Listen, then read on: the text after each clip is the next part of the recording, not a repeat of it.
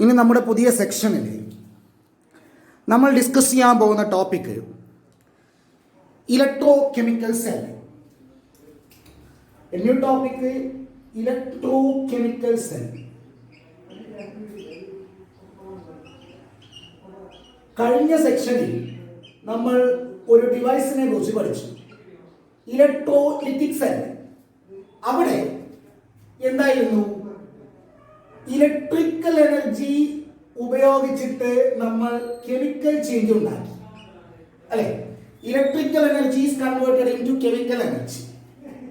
അതിന് നേരെ ഓപ്പോസിറ്റ് ആയിട്ടുള്ള ഫംഗ്ഷൻ നിർവഹിക്കുന്ന ഒരു ഡിവൈസാണ് ഇലക്ട്രോ കെമിക്കൽ സെൽ. അതായത് ഇവിടെ കെമിക്കൽ എനർജിയെ ഇലക്ട്രിക്കൽ എനർജി ആക്കി മാറ്റുന്നു, അതായത് കെമിക്കൽ എനർജി ഉപയോഗിച്ചിട്ട് കറന്റ് ഉണ്ടാക്കുന്നു. അങ്ങനെയുള്ള ഒരു ഡിവൈസാണ് electro chemical cell.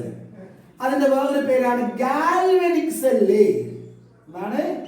Galvanic cell. അതിന് വേറൊരു പേര് കൂടി ഉണ്ട്, ലെക്ലാൻഷേ സെല്ല്.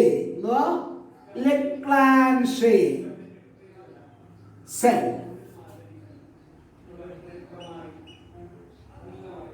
അതിന്റെ വേറൊരു പേരാണ് വോൾട്ടായിക് സെല്ല്. Voltaic cell.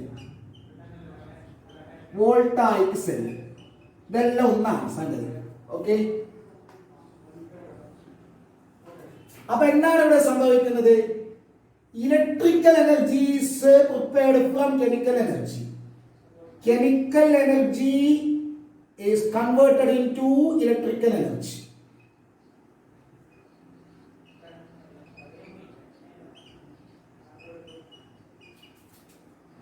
ഇതാണ് ഇവിടുത്തെ ആകെ മൊത്തത്തിൽ സംഭവിക്കുന്നത്. ഇനി ഇങ്ങനെ ഒരുപാട് സെല്ലുകളുണ്ട്. ഈ പരിപാടി നടക്കുന്ന ഈ കെമിക്കൽ എനർജി ഇലക്ട്രിക്കൽ എനർജി ആക്കി കൺവേർട്ട് ചെയ്യുന്ന ഒരുപാട് ടൈപ്പിലുള്ള ഇലക്ട്രോ കെമിക്കൽ സെല്ലുകളുണ്ട്. അതിന് ഒരു എക്സാമ്പിൾ ആണ് ഡാനിയൽ സെൽ. Daniel cell. എങ്ങനെയാണ് ഒരു ഡാനിയൽ സെൽ ഉണ്ടാക്കുന്നത് നോക്കാം. നമുക്ക് നെക്സ്റ്റ് പഠിക്കാനുള്ളത് ഡാനിയൽ സെല്ലിന്റെ ഭാഗങ്ങൾ ഏതൊക്കെയാണ്, എങ്ങനെയാണ് അത് കൺസ്ട്രക്ട് ചെയ്യുന്നത്, അവിടെ എങ്ങനെയാണ് നമ്മൾ ഈ പറയപ്പെട്ട കെമിക്കൽ എനർജി എങ്ങനെയാണ് ഇലക്ട്രിക്കൽ എനർജി ആയിട്ട് കൺവേർട്ട് ചെയ്യപ്പെടുന്നത് എന്ന് നമുക്ക് നോക്കാം. അതായത് അതിന്റെ working, construction and working. Okay, അപ്പോ ഈ ഇലക്ട്രോ കെമിക്കൽ സെൽ അതായത് ഡാനിയൽ സെല്ലിലെ പ്രധാനമായിട്ട് രണ്ട് ഭാഗങ്ങളാണ് ഉള്ളത്. ഒന്നാമത്തത്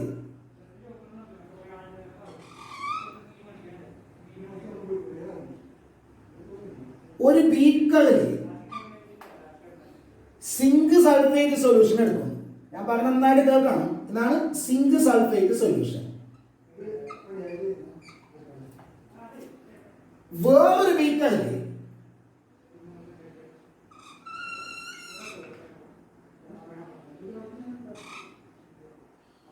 കോപ്പർ സൾഫേറ്റ് സൊല്യൂഷൻ. ഇനി ഈ സിങ്ക് സൾഫേറ്റ് സൊല്യൂഷൻ ഒരു സിങ്ക് റോഡ് ഡിപ്പ് ചെയ്ത് വെച്ചിട്ടുണ്ട്. ആരെ? Zinc rod.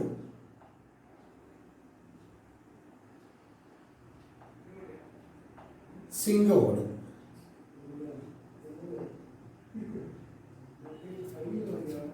കോപ്പർ സൾഫേറ്റ് സൊല്യൂഷനിൽ ഒരു കോപ്പർ റോഡ് ഡിപ്പ് ചെയ്ത് വെച്ചിട്ടുണ്ട്.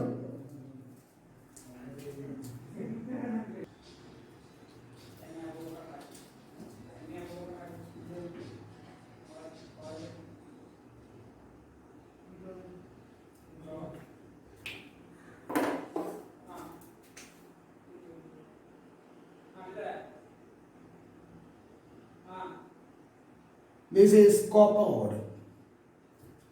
ഈ രണ്ട് റോഡുകളെ പരസ്പരം ബന്ധിപ്പിച്ചിട്ടുണ്ട് ബൈ എ മെറ്റാലിക് വയർ.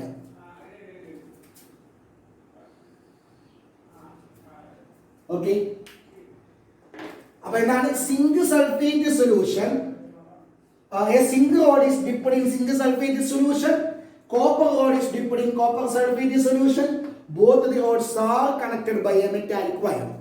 ഇതിലെ ഇതുണ്ടല്ലോ ഈ അറേഞ്ച്മെന്റ്, അതായത് സിങ്ക് സൾഫേറ്റിൽ സിങ്ക് റോഡ് ഡിപ്പ് ചെയ്ത ആ കണ്ടെയ്നറിന് പറഞ്ഞ പേരാണ് oxidation half cell.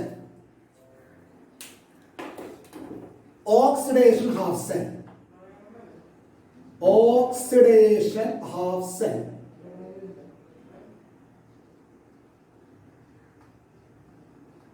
And this is called a reduction half cell.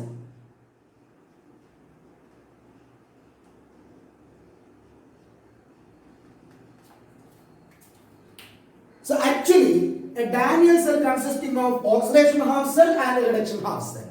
Oxidation half cell consisting of a single order dipped in single sulfate solution. Reduction half cell consisting of a copper order dipped in copper sulfate solution. Both of the rods are connected by a metallic wire. Okay, ini current ഒഴുകേണ്ടത് ഇതിലേക്ക് വിട്ടാണ്. ഇതിന്റെ പേരാണ് external circuit. Okay, അപ്പൊ അതിന്റെ അവിടെ current ഉണ്ടോ ഇല്ലയോ എന്നറിയാൻ വേണ്ടി നമ്മളൊരു വോൾട്ട് മീറ്റർ നോക്കുന്നു. കറണ്ട് ഉണ്ടെങ്കിൽ വോൾട്ട് മീറ്ററിൽ ഡിഫ്ലക്ഷൻ ഉണ്ടാകും. എത്രയാണ് ആ ഉണ്ടാകുന്ന സെല്ലിന്റെ വോൾട്ടേജ് എന്ന് കൂടി നമുക്ക് പറയാൻ പറ്റും. Okay,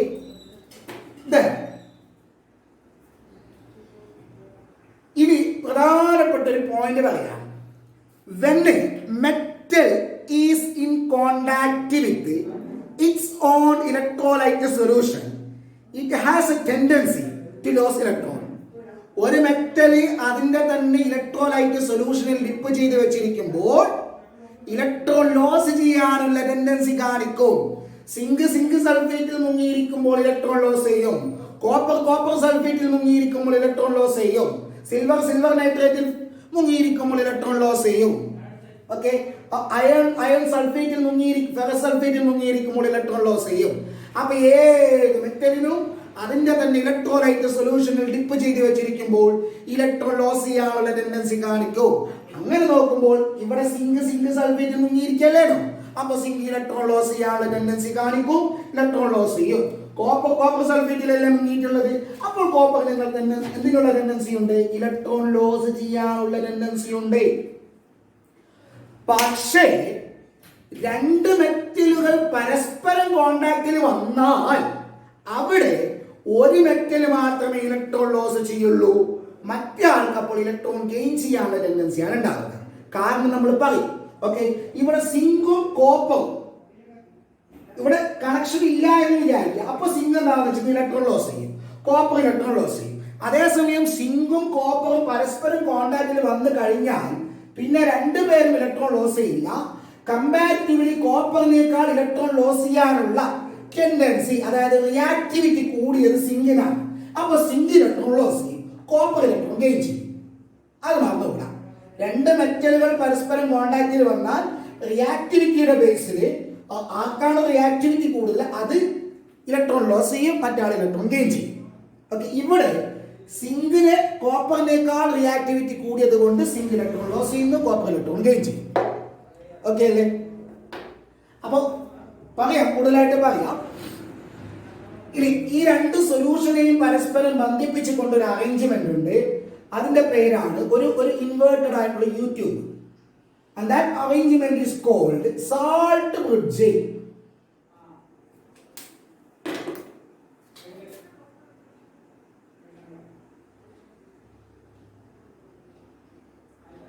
Okay, and this is the salt bridge. എന്താണ് അതിലുള്ളതെന്നൊക്കെ നമ്മൾ പറയൂട്ടോ. This is the salt bridge.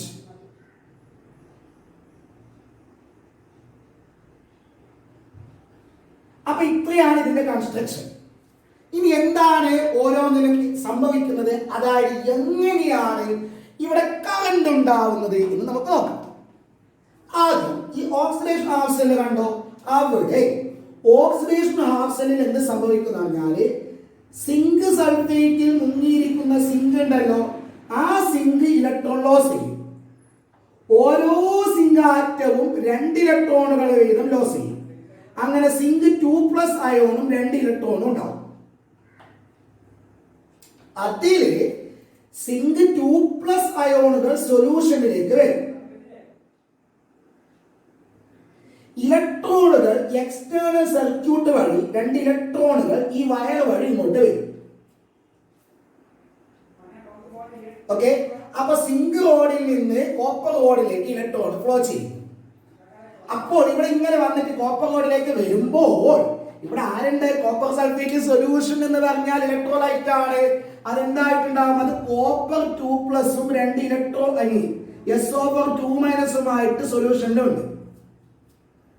അപ്പോൾ ഈ ഇലക്ട്രോൺ എന്ത് ചെയ്താൽ അറിയാവിടെ മക്കളെ? ഇലക്ട്രോൺ ഇങ്ങനെ ഒഴുകി വന്ന് ഇടത്തേക്ക് എത്തുമ്പോൾ ഈ റോഡിലേക്ക് കൂടി വരുന്നു. ആ റോഡിൽ നിന്ന് കോപ്പർ 2+ എന്ന് വെച്ചെങ്കിൽ ആ 2 ഇലക്ട്രോണുകളെ അക്സെപ്റ്റ് ചെയ്യുന്നു. ഓക്കെ, കോപ്പർ 2+ ആ 2 ഇലക്ട്രോണുകളെ അക്സെപ്റ്റ് ചെയ്യുന്നു.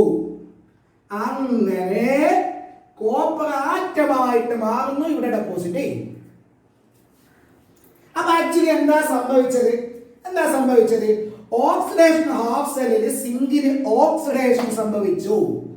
ഓക്കെ, അങ്ങനെ ഉണ്ടാകുന്ന 2 ഇലക്ട്രോണുകൾ റിഡക്ഷൻ ഹാഫ് സെല്ലിലെ Cu2+-മായിട്ട് കമ്പൈൻ ചെയ്തിട്ട് കോപ്പർ ആറ്റമായിട്ട് മാറുന്നു.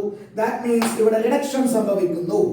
നമ്മൾ പഠിച്ചിട്ടുണ്ട് ഏത് ഇലക്ട്രോഡിലാണോ ഓക്സിഡേഷൻ സംഭവിക്കുന്നത് അത് ആനോഡാണ്. അങ്ങനെ നോക്കുമ്പോൾ സിങ്ക് റോഡ് എന്താണ്? സിങ്ക് റോഡ് ആനോഡാണ്. ഓക്കെ, ഇനി ഏത് ഇലക്ട്രോഡിലാണോ റിഡക്ഷൻ സംഭവിക്കുന്നത് ആ ഇലക്ട്രോഡ് കാഥോഡാണ്. അപ്പോൾ കോപ്പർ ഇലക്ട്രോഡ് കാഥോഡാണ്.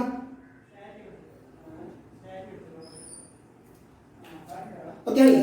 അപ്പൊ നോക്ക്, ഇവിടെ ഓക്സിഡേഷൻ സംഭവിച്ചു, ഇവിടെ റിഡക്ഷൻ സംഭവിച്ചു. ഈ 2 റിയാക്ഷനും ഒന്ന് കൂട്ടി നോക്കിയേ. അപ്പൊ എന്താ കിട്ടുക? LHSകൾ കൂട്ടി നോക്ക്. സിങ്ക് പ്ലസ് സിങ്ക്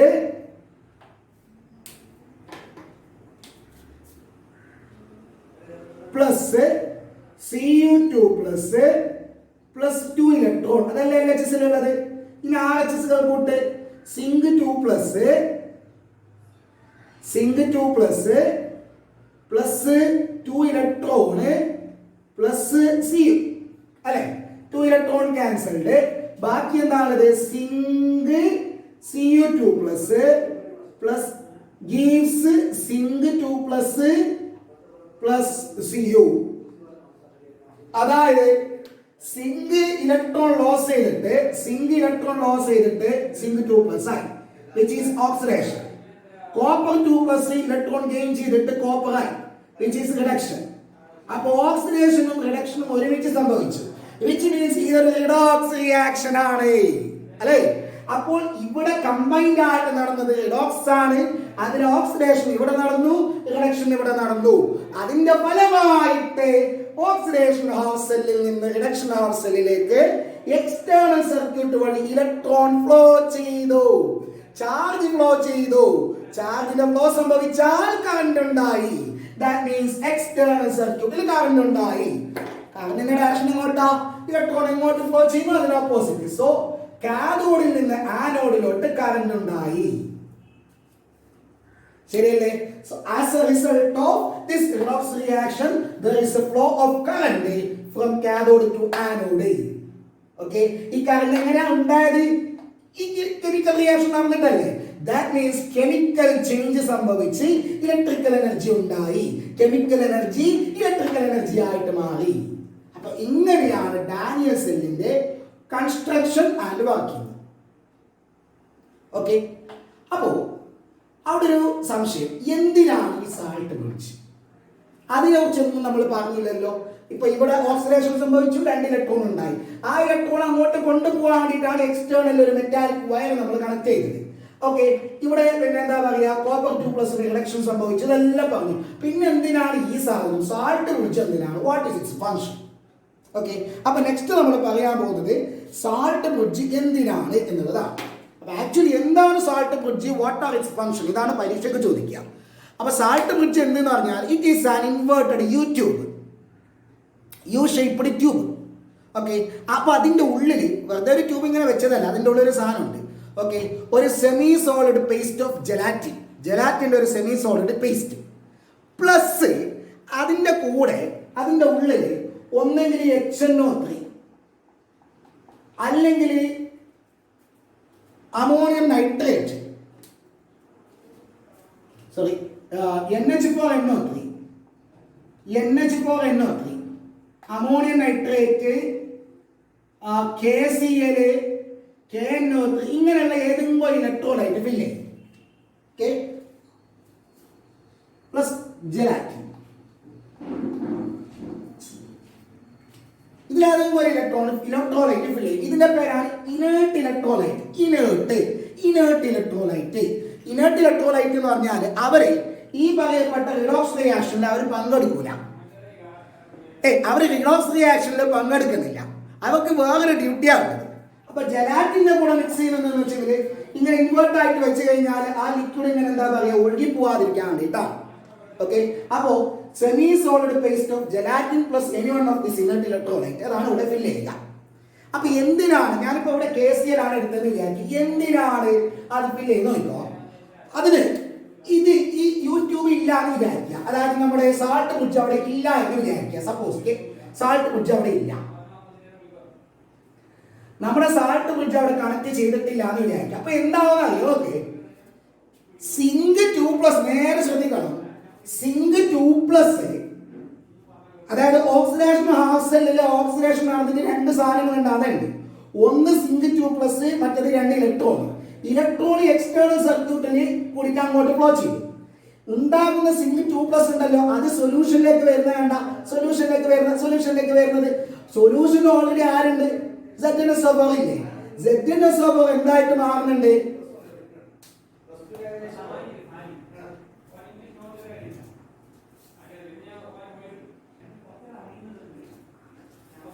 അപ്പോ ആ ഉണ്ടാകുന്ന Zn2+ ഉണ്ടല്ലോ, Zn2+ സൊല്യൂഷനിലേക്ക് വരുമ്പോൾ സൊല്യൂഷനിൽ ഓൾറെഡി ആരുണ്ടോ? സൊല്യൂഷനിൽ ഓൾറെഡി Zn2+ ഉണ്ട്. Zn2+ plus SO4 2-. അപ്പൊ സൊല്യൂഷനിലേക്ക് Zn2+ ഇങ്ങനെ എക്സസ് ആയിട്ട് വരികയാണ്. അപ്പൊ സൊല്യൂഷൻ മോർ അയോണിക് ആകും.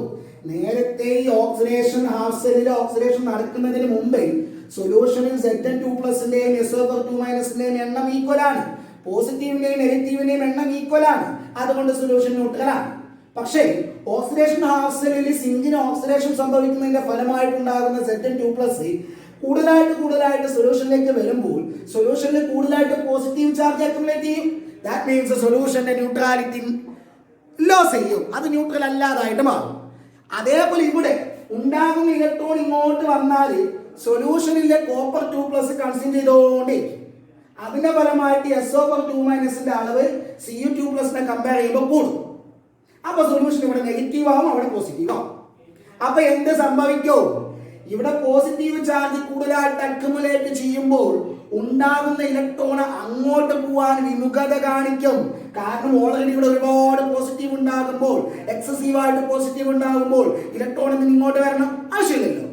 അത് മാത്രമല്ല, ഇനി ഇവിടെ നെഗറ്റീവ് കൂടുമ്പോഴോ ആ വരുന്ന ഇലക്ട്രോൺ റിപ്പൾഷൻ ഫീൽ ചെയ്യും.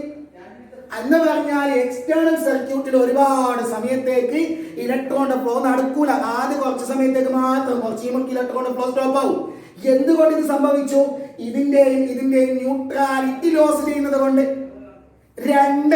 ഒരു പ്രശ്നം ഇതാണ്. രണ്ടാമത്തെ പ്രശ്നം, ഇലക്ട്രോൺ ഇങ്ങോട്ട് ഫ്ലോ ചെയ്യുന്നുണ്ടെങ്കിലും ആ അറേഞ്ച്മെന്റിൽ കറണ്ട് ഇല്ല. എന്തേ? ഒരു സർക്യൂട്ടിൽ കറണ്ട് ഉണ്ടാവണമെങ്കിൽ സർക്യൂട്ട് കംപ്ലീറ്റ് ആവണം. നോക്കേ, ഇവിടെ നിന്ന് ഇങ്ങോട്ട് ഇലക്ട്രോൺ ഫ്ലോ ചെയ്തിട്ടുണ്ട്, പക്ഷെ ഈ രണ്ട് സൊല്യൂഷനുകൾ തമ്മിൽ കോണ്ടാക്ട് ഉണ്ടോ? ഇല്ല. അപ്പൊ സൊല്യൂഷൻ ഈ സർക്യൂട്ട് എന്താണ്? ഇൻകംപ്ലീറ്റ് ആണ്. ഇൻകംപ്ലീറ്റ് സർക്യൂട്ടിൽ കറണ്ട് ഇല്ല. അപ്പൊ എന്താ സംഭവം? ഇങ്ങനെ ഒരു അറേഞ്ച്മെന്റ് ഉണ്ടാക്കിയാൽ അവിടെ നമ്മൾ പറഞ്ഞ സംഗതി നടക്കുന്നില്ലടോ. കറണ്ട് ഇല്ലാന്ന് രണ്ട് കാരണങ്ങളാൽ കറണ്ട് ഉണ്ടാവൂല. ഒന്ന്, ഇലക്ട്രോണിന്റെ ഫ്ലോ സംഭവിക്കുന്നുണ്ട് എങ്കിലും എന്താ പറയാ സർക്യൂട്ട് കംപ്ലീറ്റ് ആവുന്നില്ല. പിന്നെയോ ആ സംഭവിക്കുന്ന ഇലക്ട്രോണിന്റെ ഫ്ലോ തന്നെ കുറെ സമയത്തേക്ക് നിലനിൽക്കുകയുമില്ല. കാരണം എന്താ? ഇലക്ട്രിക്കൽ ന്യൂട്രാലിറ്റി മെയിൻറ്റെയിൻ ചെയ്യപ്പെടുന്നില്ല. ഈ രണ്ട് പ്രശ്നങ്ങൾ സോൾവ് ചെയ്യാൻ വേണ്ടിയിട്ടാണ് യൂട്യൂബ് നമ്മുടെ സാൾട്ട് ബ്രിഡ്ജ് വെക്കുന്നത്. സാൾട്ട് ബ്രിഡ്ജ് വെക്കുമ്പോൾ ഈ പ്രശ്നങ്ങൾ പരിഹരിക്കപ്പെടുന്നുണ്ടോ നമുക്ക് നോക്കാം.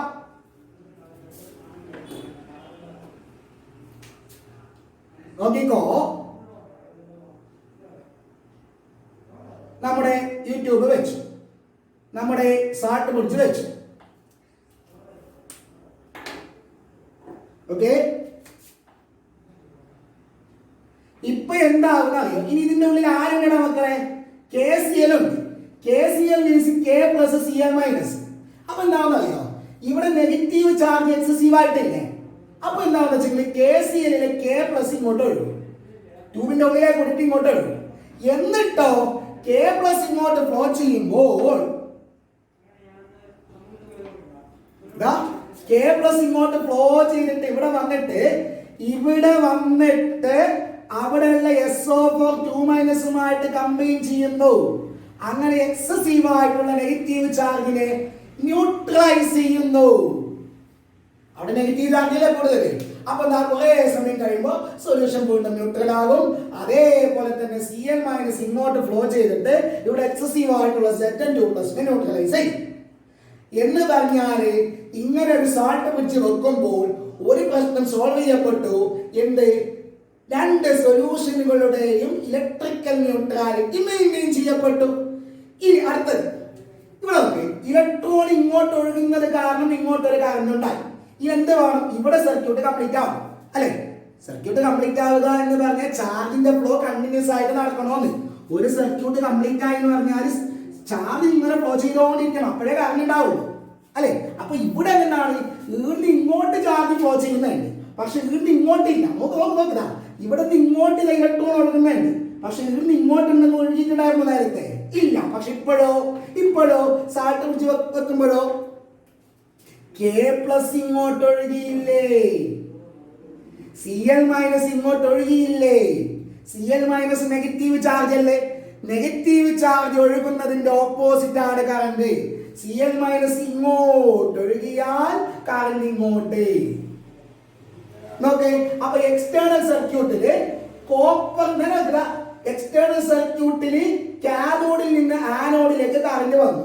എന്നിട്ടോ സാൾട്ട് കുടിച്ചിലേക്ക് കൊടുത്ത് ഇതിങ്ങോട്ട് കംപ്ലീറ്റ് ആയി. കേട്ടാ, ഇതിലെക്കൂടി ഇങ്ങനെ കറണ്ട് വരുന്നു, ഇതിലൂടെ ഇങ്ങനെ വരുന്നു. കംപ്ലീറ്റ് ആയി. സർക്യൂട്ട് കംപ്ലീറ്റ് ആയത് കാരണം കറണ്ട് ഉണ്ടായി. ഓക്കെ, സംശയമുണ്ടോ? അതായത് രണ്ട് പ്രശ്നങ്ങൾ പരിഹരിക്കപ്പെട്ടു. So what are the functions of a salt bridge? It maintain the electrical neutrality of the solutions. രണ്ടോ, it complete the electrical circuit. Clear? Okay, നന്നായിട്ട് നോക്കാം. ഇതിന് ഒരു കാര്യം കൂടി, കാര്യമായ ഒരു സംഗതി. ഏതാനോട്? ഇതാണ് ആനോഡ്. Oxidation ആവശ്യമില്ലാണ് anode. എന്തുകൊണ്ട്? അവിടെ ഓക്സിഡേഷൻ സംഭവിച്ചത് കൊണ്ടാണ് അത് ആനോഡായത്. ഇവിടെ റിഡക്ഷൻ സംഭവിച്ചത് കൊണ്ട് അത് കാഥോഡായി. ഇത് നോക്കി, ഇവിടെ ആനോഡിൽ എല്ലായ്പ്പോഴും ഇലക്ട്രോൺ ഇങ്ങനെ പ്രൊഡ്യൂസ് ചെയ്തുകൊണ്ടിരിക്കുകയാണ്, അവിടെ ഇലക്ട്രോൺ കൺസ്യൂം ചെയ്തുകൊണ്ടിരിക്കുകയാണ്. അപ്പൊ അതിനെ കമ്പയർ ചെയ്യുമ്പോൾ ഇവിടെ എല്ലായ്പ്പോഴും ഈ റോഡിൽ എല്ലായ്പ്പോഴും ഇലക്ട്രോൺ ഉണ്ടാവും, അവിടെ ഇലക്ട്രോൺ കൺസ്യൂം ചെയ്തുകൊണ്ടിരിക്കുകയാണ്. അപ്പൊ അതിനെ കമ്പയർ ചെയ്യുമ്പോൾ ഈ ഇലക്ട്രോഡ് മോർ നെഗറ്റീവ് ആണ്. ദാറ്റ് മീൻസ് ആനോഡ് നെഗറ്റീവ് ആണ്. ഇതിനെ കമ്പയർ ചെയ്യുമ്പോൾ അവിടെ ഇലക്ട്രോൺ കുറവായതുകൊണ്ട് അവിടെ പോസിറ്റീവ് ചാർജ് ആണ് ഇലക്ട്രോണിന്. ദാറ്റ് മീൻസ് കാഥോഡ് പോസിറ്റീവ് ആണ്. ശ്രദ്ധിക്കണം, നല്ലോണം ശ്രദ്ധിക്കേണ്ടത്. ഇലക്ട്രോലിറ്റിക് സെല്ലില്, അതായത് നമ്മൾ നേരത്തെ പറഞ്ഞ സെല്ല്, ഇലക്ട്രോളിസിസ് സംഭവിക്കുന്ന ഇലക്ട്രോലിറ്റിക് സെല്ലില് ആനോഡ് പോസിറ്റീവ് ആണ്, കാഥോഡ് നെഗറ്റീവ് ആണ്. ഇലക്ട്രോ കെമിക്കൽ സെല്ലില് ആനോഡ് നെഗറ്റീവ് ആണ്, കാഥോഡ് പോസിറ്റീവ് ആണ്.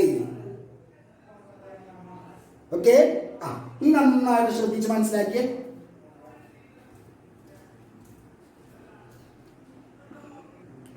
Next, what are the differences between electrolytic cell and electrochemical cell? രണ്ട് സെല്ലുകൾ തമ്മിലുള്ള വ്യത്യാസം എന്ത്? അപ്പൊ നോക്കുന്നത് സിമ്പിൾ ആയിട്ടുള്ള ടോപ്പിക്കാണ്. ഇലക്ട്രോകെമിക്കൽ സെല്ല്, നമ്മുടെ ഈ സെല്ല് എന്താണ്? ഇവിടുത്തെ energy change. Chemical energy is converted into electrical energy. Here, electrical energy is converted into chemical energy. ഇതാണ് ഒന്നാമത്തെ difference, energy change.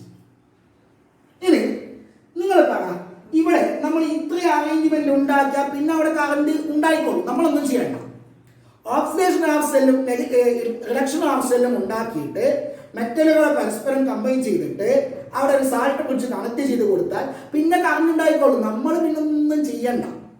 That means ഇവിടുത്തെ റിഡോക്സ് റിയാക്ഷനും അതുവഴി ഉണ്ടാവുന്ന കറണ്ടും സ്പോണ്ടേനിയസ് ആണ്, which takes place without the help of an external agency. അതേ സമയം ഇവിടെ കെമിക്കൽ ചേഞ്ച് സംഭവിക്കണമെങ്കിൽ എക്സ്റ്റേണൽ ഏജൻസി ആയിട്ടുള്ള സെല്ല് എന്തായാലും വേണം, ഇല്ലെങ്കിൽ ഇലക്ട്രോളിസിസ് നടക്കത്തില്ല ഇലക്ട്രോലൈറ്റിക് സെല്ലിൽ.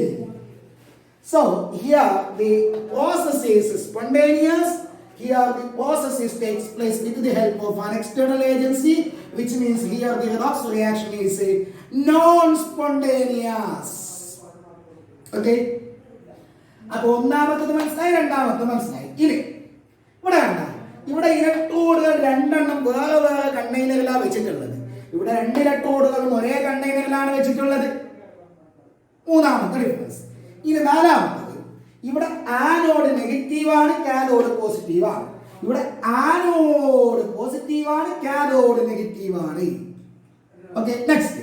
അടുത്തത്, ഇവിടെ ഇലക്ട്രോൺ എവിടെ നിന്ന് എങ്ങോട്ടാണ് ഒഴുകുന്നത്? ആനോഡിൽ നിന്ന് കാഥോഡിലോട്ടാണ് ഇലക്ട്രോൺ ഫ്ലോ ചെയ്യുന്നത്. ആനോഡിൽ നിന്ന് കാഥോഡിലോട്ട് ഇലക്ട്രോൺ ഫ്ലോ ചെയ്യുന്നു. ഇവിടെയോ, ഇവിടെ കാഥോഡിൽ നിന്ന് ഇലക്ട്രോൺ എൻ്റർ ചെയ്യുന്നു, ആനോഡിലേക്ക് കൂടി പുറത്തോട്ട് വരുന്നു. Okay, so these are the important differences between electrolytic cell and electrochemical cell. First one, chemical energy is converted into electrical energy. Electrical energy is converted into chemical energy. The redox reaction is spontaneous, here not spontaneous.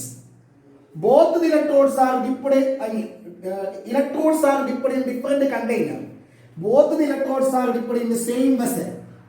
Next, anode is negative, cathode is positive. Anode is positive, cathode is negative. Electrons are flow from negative electrode anode to cathode. Here electrons are coming through, enter through the cathode and coming out of the anode. Okay.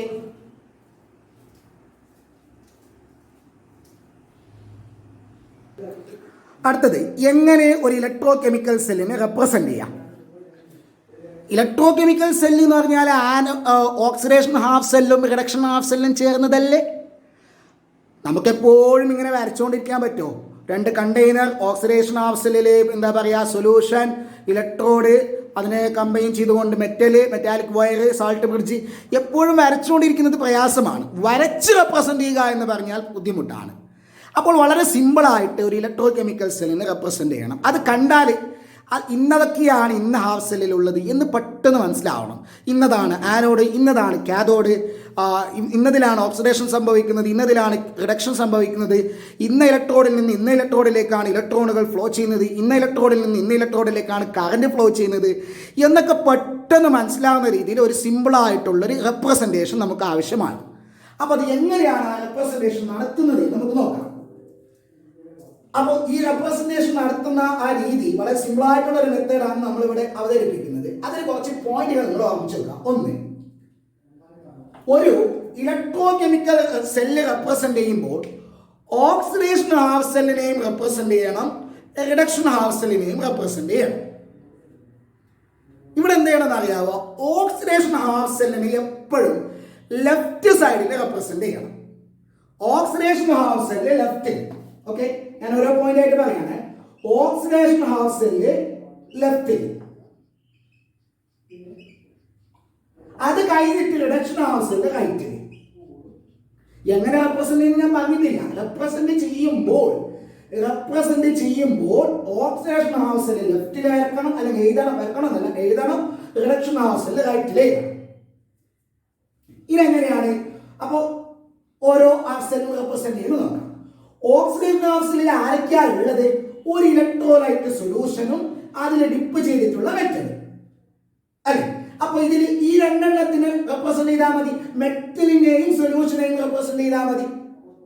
അപ്പൊ ഇതിന് മനസ്സിലാകുന്നുണ്ടോ? Oxidation half സെല്ലിൽ ഒരു മെറ്റലോ അത് dip ചെയ്ത് വെച്ചിട്ടുള്ള സൊല്യൂഷനുമാണ് ഉള്ളത്. ആ 2 എണ്ണത്തിനെ റെപ്രസെന്റ് ചെയ്താൽ ഓക്സിഡേഷൻ ഹാഫ് സെല്ലായി. അപ്പൊ ഈ ഇതിനെ റെപ്രസെന്റ് ചെയ്യുമ്പോൾ ആദ്യം മെറ്റൽ എഴുതുക. Okay, metal first. എക്സാമ്പിൾ നമ്മൾക്ക് കാണിക്കാമേ. മെറ്റൽ ഫസ്റ്റ്, അത് കഴിഞ്ഞ ശേഷം ഇലക്ട്രോലൈറ്റ് സൊല്യൂഷൻ, ഇലക്ട്രോലൈറ്റ്. ഓക്കെ, അല്ലെങ്കിൽ മെറ്റൽ ഇലക്ട്രോലൈറ്റ് എഴുതുന്നതിന് പകരം അതിൽ ആനോൺ എഴുതിയാലും മതി. അതായത് ഇപ്പൊ ഇലക്ട്രോലൈറ്റിനെ പറ്റി ആനോൺ ഏതാ Zn2+. Sorry anion cation. ഇതിലെ കാറ്റയോൺ റെപ്രസെന്റ് ചെയ്യുക. Okay,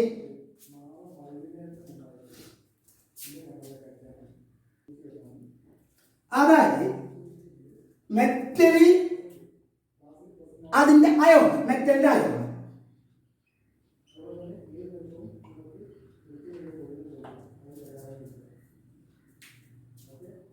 oxidation half cell represent ചെയ്യാൻ രണ്ടെണ്ണമാണ്. ഒന്ന് ഇത്, ഒന്ന് ഇത്. ഈ രണ്ടെണ്ണത്തിനെ റെപ്രസെന്റ് ചെയ്യണം.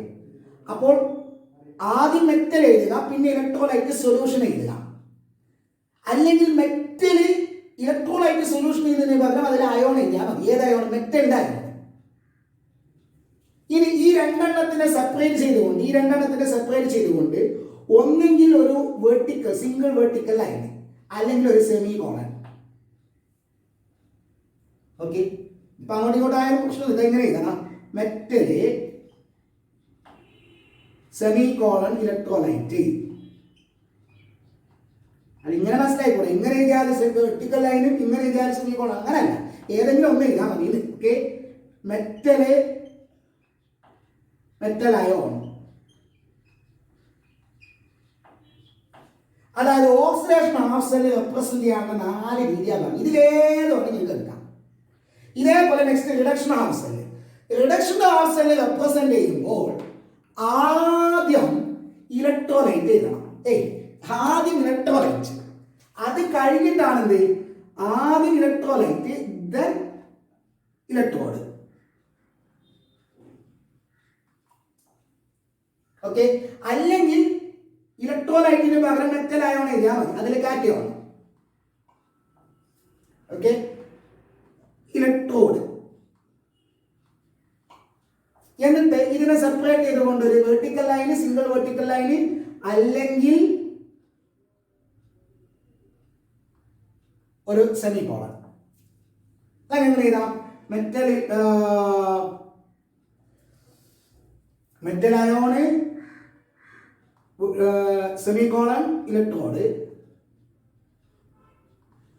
ഓക്കെ, then ഇലക്ട്രോലൈറ്റ്,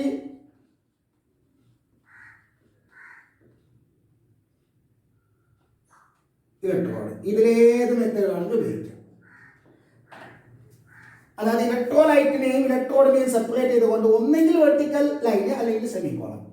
ഓക്കെ, അപ്പോൾ ഓക്സിഡേഷൻ ഹാഫ് സെല്ലിൽ ഇതിലേതെങ്കിലും ഒരു മെത്തേഡ് ഉപയോഗിക്കുക, റിഡക്ഷൻ ഹാഫ് സെല്ലിൽ ഇതിലേതെങ്കിലും ഒരു മെത്തേഡ് ഉപയോഗിക്കുക. ഇനി ഈ രണ്ടെണ്ണത്തിനെയും കമ്പൈൻ ചെയ്തുകൊണ്ട് ആരുണ്ട്? സാൾട്ട് ബ്രിഡ്ജ് ഇല്ലേ? ആ സാൾട്ട് ബ്രിഡ്ജിലേക്ക് ഇങ്ങനെ റെപ്രസെന്റ് ചെയ്യണം. 2 vertical line, 2 parallel vertical lines. ഇനി ഈ പറയപ്പെട്ട മെത്തേഡ് എങ്ങനെ ഇത് ഈ നമ്മുടെ ഡാനിയൽ സെല്ല് റെപ്രസെന്റ് ചെയ്യാൻ നോക്കാം. അപ്പൊ ഡാനിയൽ സെല്ലിൽ ഓക്സിഡേഷൻ ഹാഫ് സെല്ല് സിങ്കും സിങ്ക് സൾഫേറ്റും. അതെങ്ങനെയല്ലേ എഴുതാം? Zinc vertical line, zinc sulphate. Copper ആദ്യം ഇലക്ട്രോലൈറ്റ് ആണ്. Copper sulphate, copper salt bridge. അല്ലെങ്കിലോ zinc semicolon zinc sulphate, copper sulphate semicolon copper salt bridge. Okay, അല്ലെങ്കിലോ zinc vertical line Zn2+, salt bridge copper 2+ copper.